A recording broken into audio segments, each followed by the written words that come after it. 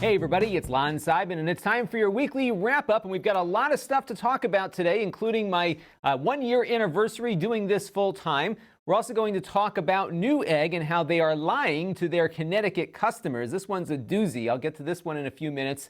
We're also going to look at the end of multi-channel networks, perhaps, based on some new activity that YouTube has been up to. And, of course, we'll be taking your questions. And don't forget, I always put a video index down below in the video description so you can find the parts that you want to watch. Now, before we get too much further, I do want to thank our newest supporters here on the channel. Folks gave via Patreon as well as through my donor box page. We've got Tech Whiz Time, Douglas Barnum, Joe Roberge, and Christine Roy. So I want to thank everyone for their contributions to the channel this week. And the wrap-up this week is being brought to you by Plex, my favorite media streaming software, and their Plex Pass subscription. So Plex is free to use, but there are features you'll get if you subscribe to their Plex Pass feature, including the DVR, Plex Cloud, Mobile Sync, free Plex apps, hardware transcoding. That was the topic we discovered this week with some different NAS devices. You'll be able to get that hardware transcoding feature enabled for many more Intel-based devices now. All of those kinds of features come in through the Plex Pass, and you can find your own Plex Pass at Lon.TV/Plex Pass. You can also gift a Plex Pass to someone you know at the other link you see there, Lon.TV/Plex Gift. So let's take a look now at the week in review, and we've got two unboxings you can find on the Extras channel. I don't have a thumbnail for the second item because I haven't unboxed it yet, but I will be doing so after I finish recording this. We did unbox the Minix Neo N42C. This is a mini PC that I'll have a review of later on this week on the main channel. And the GPD XD Plus is a sequel to one of my favorite little gaming handhelds, which was, of course, the GPD XD. It runs Android. You can put all your emulators on it and everything. And this new one looks the same, but is a little faster. So we'll see exactly how much faster it is when I do get around to that main review, which you will see a little later in the week. So stay tuned for that. On the main channel, we did a couple of things, a Nintendo Switch docking video. I also looked at the SanDisk Extreme 900, which is a super fast solid-state drive most of the time, and I'll talk about some of the areas where it might not be so fast. We also looked at the Chewy Hi 9, which was an 8.4-inch Android tablet, and we did a closer look at Plex and how hardware transcoding now works on more NAS devices. So check that one out if you are looking for some more information on how to speed up your Plex transcoding. So now it's time for a couple of things that are on my mind, and there is quite a bit on my mind this week, but I did want to start off with kind of an anniversary note here. This is now week 52 of me doing this as a full-time occupation, which means that I started full-time a year ago, and we're still alive and kicking here, which has been great. In fact, I think the first thing that I did as a full-time product reviewer was the Nintendo Switch when it came out, also a year ago, which I'm still enjoying quite a bit. So you can take a look back at that review, and I did a little live unboxing thing as well. So it's been good, but I wanted to give you kind of some quick stats as to how the year has gone. So it's gone well in a couple of areas and so-so in some others. But the most important thing here is my watch time is up. About 3 million more watch time minutes than I had last year, which is great because this is the metric now that YouTube is really judging you on, not so much on the views, which you can see are down slightly, but the watch time is up. And that is a goal of mine, to keep getting that watch time ticking in the upward direction. So that was a great thing. The revenue, so kind of a weird transition there with that arrow, but the revenue here is up 60%, which is pretty good, actually, because I'm not eating into as much of the runway money I had set aside in case things didn't work out. So I had some time to get acclimated to full time. The good news is that revenue has been very healthy. Now, some of this has come from the fact that I have more time to grow and develop the business. So that's why we're seeing a few more sponsors coming into play. I can spend more time working with those sponsors on getting the content to where it needs to be. So all of those things have been good. In fact, I was turning some things away before because I didn't have time to devote to the clients. Now I do, and I've been working on some other opportunities as well. And again, I'm not going to fill this channel up with ads and sponsored content, but this has been a pretty big area of growth. Another big area of growth, believe it or not, is actually the YouTube ad revenue. That was up about 30% on its own.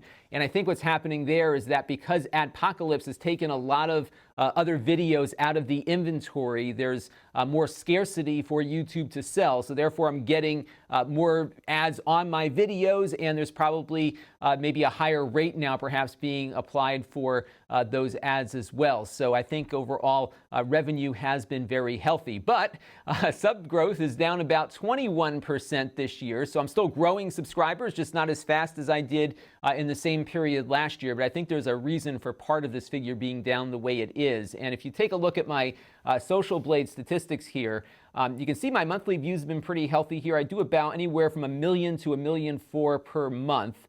So this is about 1.4 million here. I did take a pretty big dip last year around March and April, which I anticipate happening once again.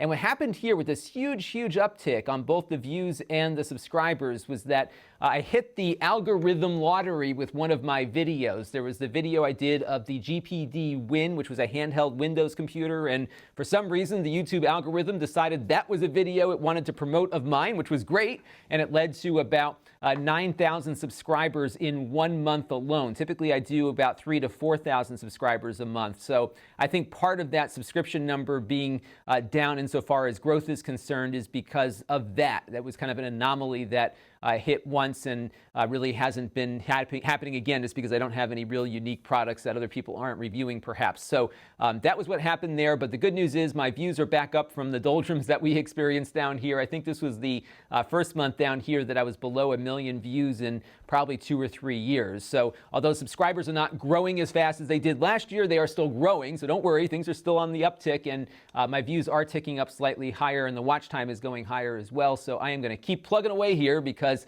all of these things are a good sign that we're moving in the right direction. Now, my goals, of course, for this year are to continue growing. I really want to, again, focus on improving my watch time, which is critical. I want to maybe improve how long people watch my videos for, so I get more of those chances at the algorithm lottery. But I'm also looking at the fact that I've been at this now for probably about 4 or 5 years, and I think I've hit a point where I'm seeing growth. It's not that it's not growing, but I'm not seeing the rapid growth that I saw as the channel became more established. And one of the challenges that you have when you have a YouTube channel like mine, kind of in the middle class, if you will, of YouTube creators, is that you can really only do so much on your own, and at some point you have to maybe bring on some additional talent or look at some ways that you can help other talent begin to grow their own businesses. So I'm looking at that as a potential model here for growing this company, because at this point I have to make everything I sell essentially, whether it's a piece of editorial content or some sponsored piece. It always has to have me in it, and I have to make it.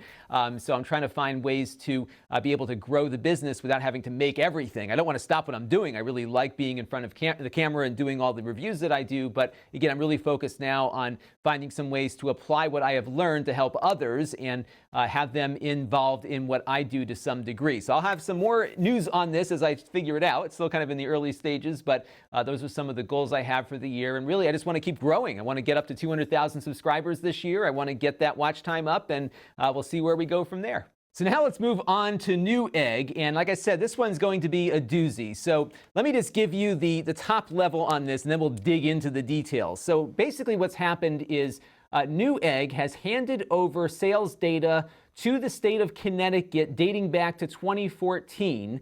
That means if you live in Connecticut, as I do, and purchased anything from Newegg from 2014 to the present, they have exported their sales data, the things that you bought, and handed it over to a government agency without a subpoena, without a warrant, with nothing other than a letter that the State Department of Revenue Services sent to them asking for that information. So let that sink in for a minute, and then we're going to look at what Newegg told their customers and what the truth really was. Now, this all began yesterday when I got this letter in the mail over the weekend from my State Department of Revenue Services saying that I owed about $300 or so in back use taxes for items that I purchased from Newegg in the years 2014, 2015, and 2016.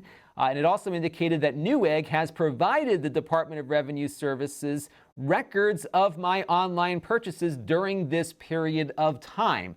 Now, let's get one thing out of the way up front here. If you buy something here in the United States from an online retailer that doesn't charge you sales tax, in most states, you are still responsible for paying that tax after the fact. In a personal filer situation, you usually tack it on to your tax return at the end of the year.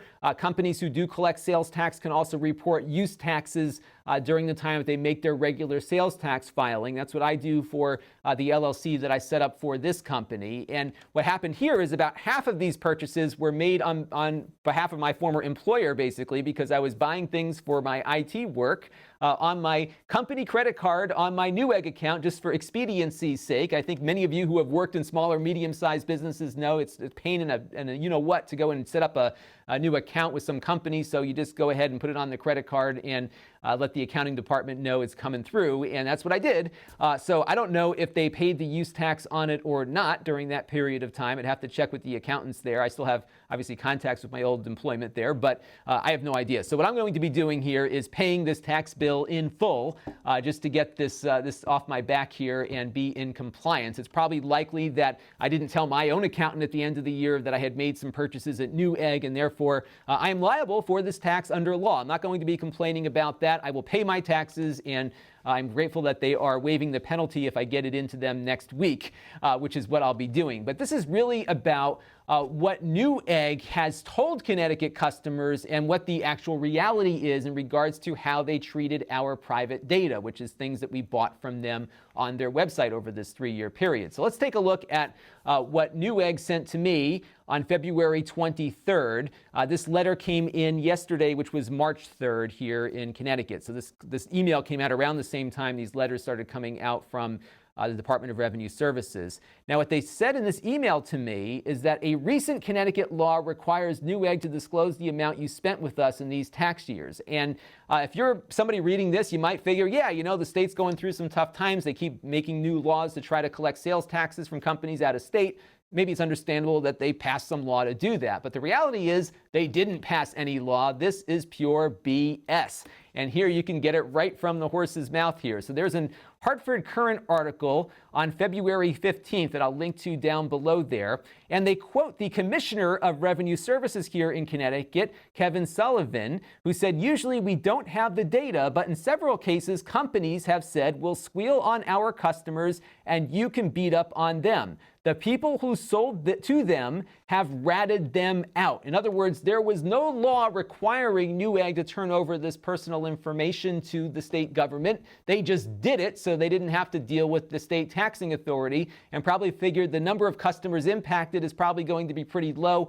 The impact on their business versus fighting this wasn't worth it, so they'll just sell you down the river to a state authority here without any kind of subpoena, warrant, or anything else, just a letter. And you can take a look at that article to check it out. Now, what's interesting is that in this Hartford Courant article, they quoted a Newegg customer. I think it was in this article or a television story that appeared around the same time. Newegg hadn't even notified customers before these letters started showing up. So they didn't even tell people that they were doing this. And it looks like perhaps this media coverage or maybe some customer outrage led Newegg to actually disclose to customers that their private information was given to the government. But that is what happened there. I didn't get a copy of the letter from the state to Newegg at the time that I was recording this video, but I did find a still grab here from a Channel 8 story here in Connecticut. This is WTNH-TV.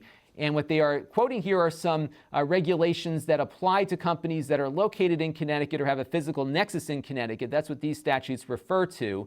But really, Newegg could have fought this. And the only demand here was this highlighted section here. They're asking for this information. And what they gave the companies, though, was a choice. They could either send the records in, or they could start collecting Connecticut sales tax, and they would look the other way on all the past purchases. And it looks like Newegg decided we're not going to collect sales tax because we don't want to deal with that. So we're just going to turn over our customer data so that it doesn't get more difficult for us to do business, which is basically what they decided to do here. So if you are a Newegg customer, they were given a choice to make their business maybe a little more difficult, maybe do what Amazon and everyone else has started to do and collect sales tax, but they chose not to. It was easier just to give your information away without any kind kind of a fight and get themselves to continue doing whatever they've been doing here. So this is really pretty scary to me, actually, that they would give up money so easily. And it's even crazier, too, when you think about the fact that Newegg has never shied away from litigation when they felt they were in the right or they felt they had a reason to fight something. And there's nothing better to show you exactly what they used to do than this Ars Technica article about how they went after patent trolls even after those patent trolls dropped cases against Newegg.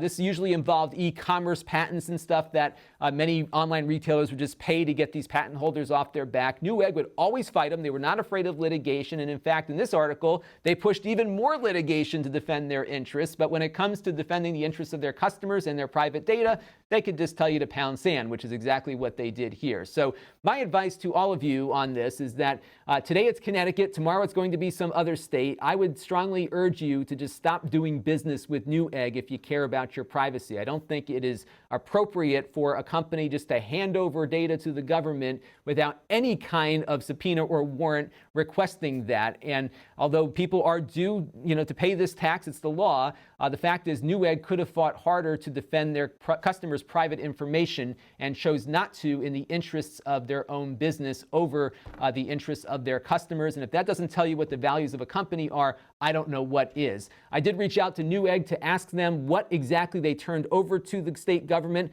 I also reached out to the Department of Revenue Services here in Connecticut and asked them the same question. So hopefully I'll figure out exactly what data was sent to the State Department. I'm assuming it's going to be your name, your address, perhaps the shipping address of the items that were sent, and the amounts. I don't know if they'll give the actual item data to the state, but we'll find out, and I'll get back to you on that when I get information about it. Newegg has not been responding to any other press inquiries in the state, so I don't anticipate hearing from them. But again, I'll be back with a video midweek if I do get some information for all of you. So now from one weighty topic to another, let's go into the end, perhaps, of MCNs as we know them. Now, an MCN, if you don't know, is a multi-channel network, and they are these entities that exist in YouTube that began at a time when YouTube was still growing and they needed a way to more efficiently handle all of these little creators looking to make money on the YouTube platform. Rather than manage all of these channels themselves, YouTube allowed the creation of these entities to create networks of creators that could then bring those people in, monetize them, and also basically babysit their behavior so YouTube could focus on building their core business at that point in time. Now, things have changed significantly. YouTube provides a lot of the services that these MCNs used to provide, so I'm not part of an MCN, nor will I ever be, I believe, as time goes on here. And it really hasn't made sense for a lot of people like me moving forward to be part of them, but there was a time when they were very relevant, and some of them actually got to be very large. Maker Studios is a great example. This was a studio that grew out of one of these MCN things and eventually got bought out by Disney for a good amount of money and then was dismantled by Disney when they figured there was no more money left in it. But needless to say, they have grown quite a bit. There are many out there. Some are okay. Some are really bad and exploit small creators. And a bulk of the offers that I have had from MCNs have been of the exploitive nature. And I'll talk about that in a minute. But what happened? Well, Social Blade, which is a great website that I suggest you check out for tracking your own YouTube stats and those of others, apparently also has a small MCN. And I want to add everything bad I'm about to say about MCNs, I don't want to apply to Social Blade because I don't really have any experience with their MCN, so I don't know whether they're good or bad or indifferent, but know that I'm not singling them out here in this discussion. I'm just putting them on screen because they're the only group that I saw speaking publicly about this. And I think it's important to begin our discussion here. So Social Blade mentioned that YouTube, of course, changed their monetization policy for channels in that you need 1,000 subscribers and your videos have needed to acquire 4,000 watch hours of viewership over the course of a year. If you don't meet that threshold, you cannot monetize on the YouTube platform, and that includes people that are part of an MCN. So if you were part of an MCN but under that monetization threshold, YouTube has demonetized you, but also removed you from that MCN. So that has really culled the numbers significantly on a number of these multi-channel networks. And I think this did actually help to some degree because many of those networks were exploiting those small creators. But another thing that Social Blade posted up here is the fact that YouTube has taken it a step further, and they've actually asked these networks or required these networks to further trim their numbers down. So there were a few people in some private message boards that I'm following that got cut loose by their networks unexpectedly this week, and this is an ongoing thing happening right now. And apparently the confidentiality rules that YouTube puts in place for these networks means that most of them can't talk about it. So there hasn't been a lot of press about this, but I'm seeing this happening, and I think this is going to be a good thing in the end. And why do I think that? Well, let's look at the model that I think has been the MCN model for a long period of time, which is the pyramid model, in that those little creators at the bottom here fund those at the top. So many of these networks, when they approach you, say, hey, we're going to do all this great stuff for you. Look at all these great YouTubers we have here that we've helped grow and yada, yada, yada. Well, the reality is that the reason why those top YouTubers are getting so much help and support is that these networks have been draining money out of all the people at the bottom. And what do I mean by draining money? Well, typically, and I have yet to see an MCN that doesn't work in this way, MCNs take ad revenue that they themselves have not earned. So some MCNs actually sell their own advertising and will give you a share of that, which I think is fine. But they also go after your AdSense revenue, your YouTube revenue. They take a percentage of. Some I've been offered to take 10%. Some have offered to take 50% of that revenue. No matter what, every MCN that's approached me wants a portion of the revenue that they've had no part in earning, which I don't understand why they feel they have a right to that money. But nonetheless, that is a part of every single one of these MCN contracts. So everybody in this blue area here is getting a portion of their revenue siphoned away and given to those at the top, essentially, as well as the company itself to keep operating. In some cases, the recruiters who come after you for these MCN deals also get a cut of that money, too. The reality is the money's not going back to your channel, it's going elsewhere. And they make it out to be that you're going to be this great creator that's going to be well supported by the network. What they also do is lock creators into restrictive contracts with the promises of additional revenues. But those promises are never in the contract. All the things that you have to do are in that contract clear as day, but the things that they're going to do for you never make it into the contract, oddly enough. But what they do is they go after a lot of young kids, maybe under 18, who get their parents to sign something, and that's it. They're in, and no lawyer has ever looked at this stuff. Now, I have shared some of these contracts with lawyer friends of mine to see what they thought about them, and they were horrified that people would sign this kind of stuff. So if you ever get one of these contracts and are thinking about signing up with an MCN, have a lawyer look at it first. And I'll just show you some of the things that stuck out to me over the years as I've been getting these contracts in. So here's one where they say, hey, you're going to make 90% of your revenue, so I only have to pay them 10% of the YouTube ad revenue share, right? Well, not really, because there's a word here that we need to point at, net. If this said gross, it would be 90% of the money that YouTube reports they sent to the MCN that my channel generated. But when we talk about net, that's a whole different story. So what does net mean? Well, net means net of expenses. And here's where this gets defined. In other words, they can arbitrarily decide that there's some administrative fees or some other things that have to take place for them to get that money to you. They're just going to take it off the top. So 10% could be 30%, could even be 50%, because it's based on the net revenue after they calculate all their expenses out. And what's funny is that the first line here showed up in kind of the summary page of the contract, but the actual definition of what net means appears a lot later in the fine print. So this is, again, why you want to have a lawyer look at this stuff, because this is where they get you and they lock you in for a period of time and make it very difficult to get out. Here's a great example of a lock-in agreement that I got sent that was probably the most insulting offer I've ever seen in my life. So they said to me that this agreement will begin on the effective date, and it may be terminated at any time, as they mentioned, right? Anytime, so long as I provide them 60 months of prior written notice. In other words, I need to tell them today for a contract that I wish to get out of, but I have to wait 5 years for the ability to actually leave it. Isn't this ridiculous? And they wanted half of my revenue. Now, along with these restrictive contracts, they also have these recruiters who really work you. They really want to make you feel like you're the best thing ever. You're an up-and-comer. We need to get you on board immediately. This guy was telling me that he spoke with his CEO and that he's super excited to have me into his network. And I can only, keep this offer on the table until Wednesday, but we're going to get you a $2,200 signing bonus. And meanwhile, I've said to this guy over and over again, no, not interested. No, not interested. Kept sending stuff to me, trying to get me to change my mind until he thought maybe this $2,200 is going to make it work. Then, of course, you look at the fine print on how does the $2,200 get distributed? Well, in this instance, they were going to offer me $2,200 as a signing bonus, but these cheapskates couldn't pay it up front. So what they did is they offered $550 within the first 30 days. I don't even get it when I signed the contract. I got to wait 30 days for that. And then after another period of time passes, I think this was the second payment comes 30 days following the third month anniversary. Then they pay a little bit more as this thing goes on. But it looks like you don't get the full $2,200 until the 9th month of the agreement.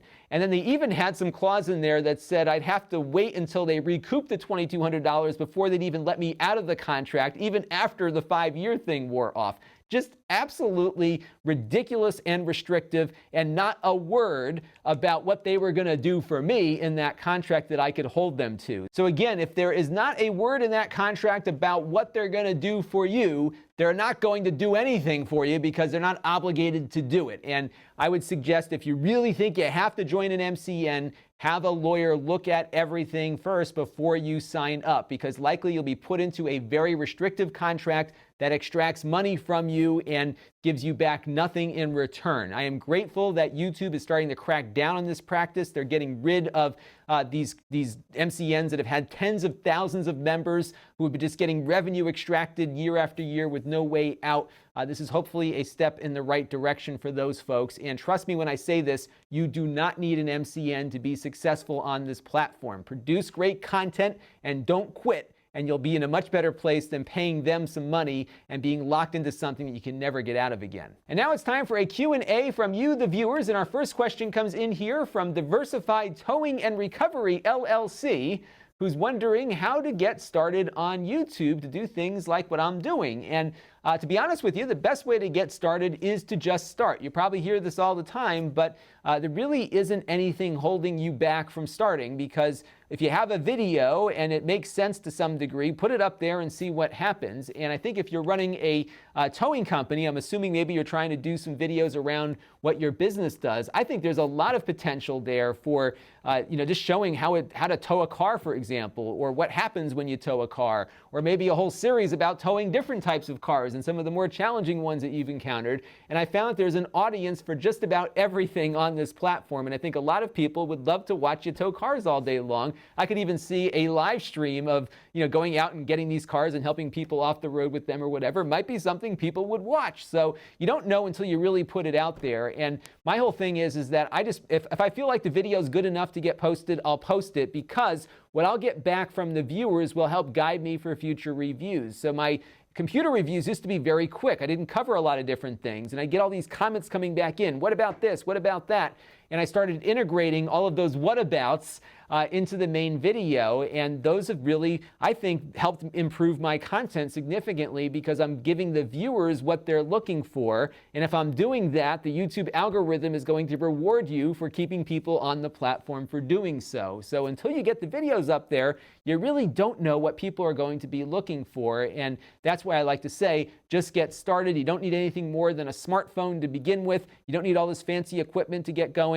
Just use what you got and see what you can do with it. And don't get discouraged, because it's going to take you a while to get any kind of traction or traffic, but it will come if you keep at it and continually adjust to your audience as you develop your craft. And I think that will be the best advice that I can give to get going. Just get started, because I started with nothing. I didn't have any subscribers that came with me from something else. I just started doing product reviews, and eventually enough people found the channel to help it grow. And I think that'll happen to really anyone else on this platform who really puts their mind to it and, again, focuses on what the audience wants. And this next question comes in from Ed about repurposing older laptops and computers as Plex servers. And this is a really good strategy. In fact, for many years, I had an old laptop running my media server here in the house. It was a Sony laptop from like 2013 or so. It was like a dual-core i7. It wasn't a slouch by any means, but it was like a third-generation Core i7 chip, and it was doing very well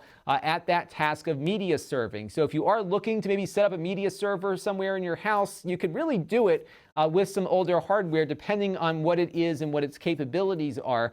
That hardware transcoding topic that we looked at last week here with Plex really helps, because you can have some of that lower powered hardware now maybe perform better, provided its Intel processor supports the transcoding thing that they use, which is called QuickSync. And you can find out more information about it in my video to see if that computer you have is compatible. Because of that hardware transcoding, especially with Plex, you could probably run this stuff now on like a low-end NUC, even when powered, for example, by an Apollo Lake processor. So you do have a lot more options now to have a Plex server running that can be very capable as a standalone machine.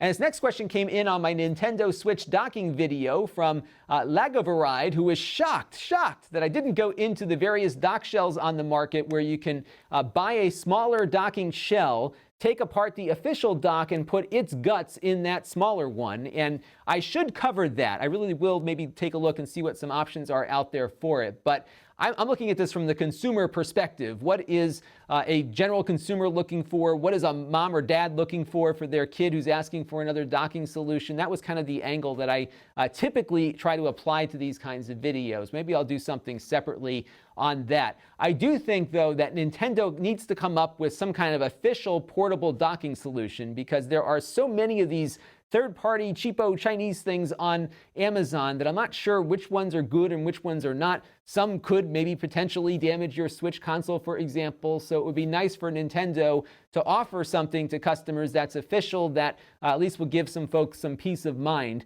The Switch for me right now is very delicate in the sense that if something happens to mine, I lose all of my save game data. And I've put a lot of time into a few games. I don't want to lose that.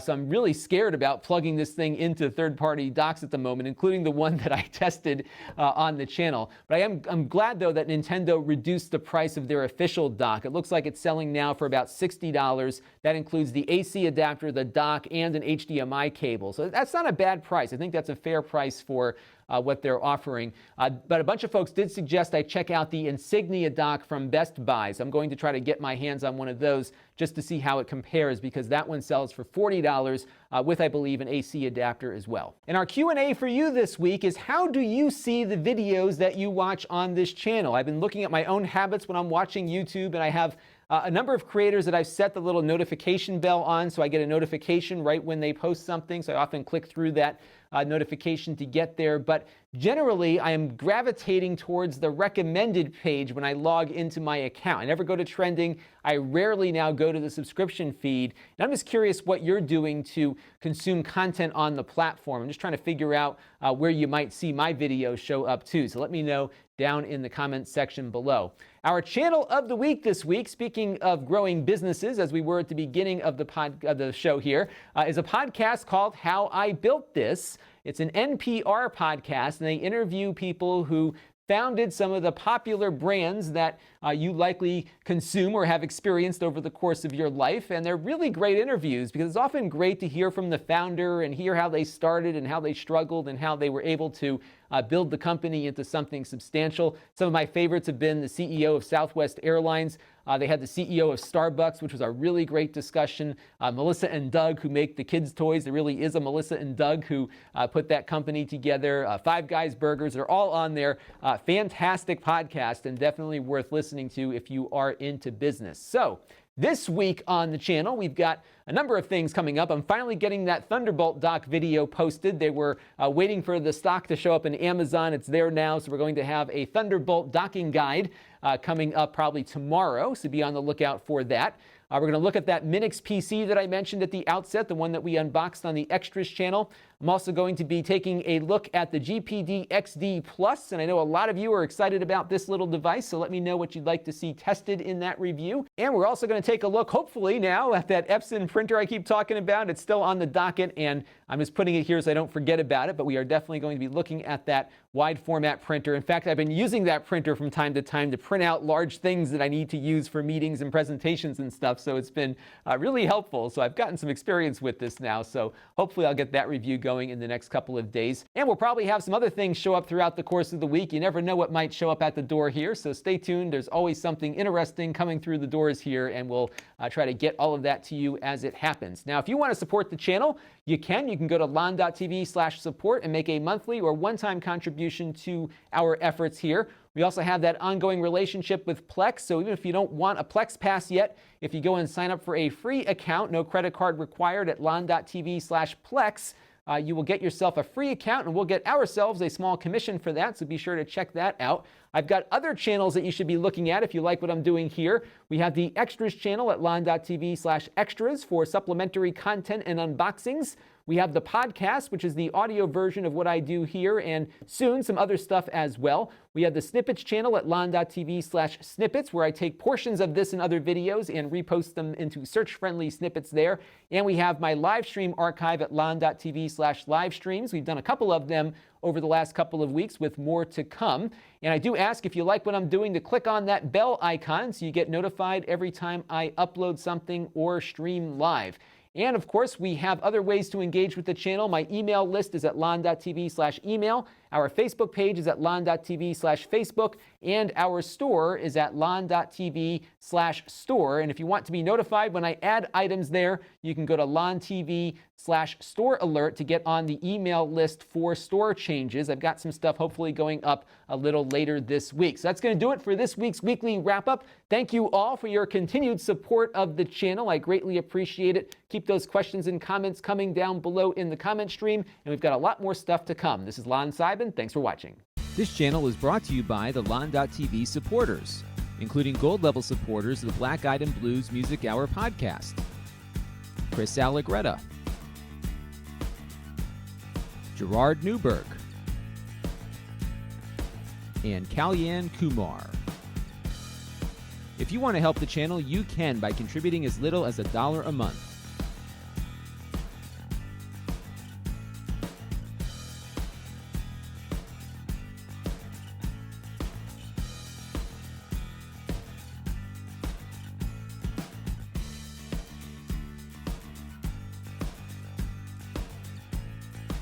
Head over to Lon.TV/support to learn more.